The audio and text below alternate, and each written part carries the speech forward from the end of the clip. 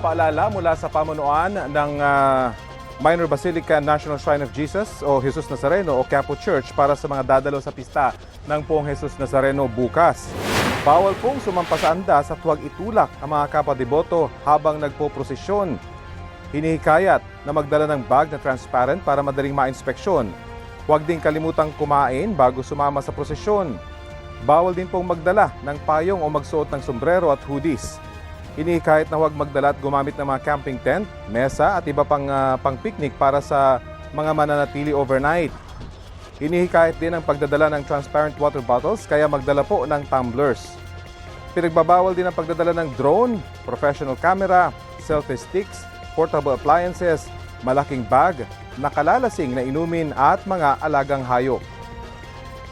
Pinahihintunutan naman ng mga deboto na magpuna sa Poong Jesus Nazareno. Ang pagkapit naman sa lubid sa andas, pinapahintulutan basta't panatilihin ang kaayusan sa prosesyon at hindi makakagulo. Nagpaalala rin sa mga deboto na panatilihin ang kalinisan sa Quiapo Church at Quirino Grandstand. Ang mga bata at may sakit na deboto, hinihikayat na maghintay na lang sa gilid ng kalsada.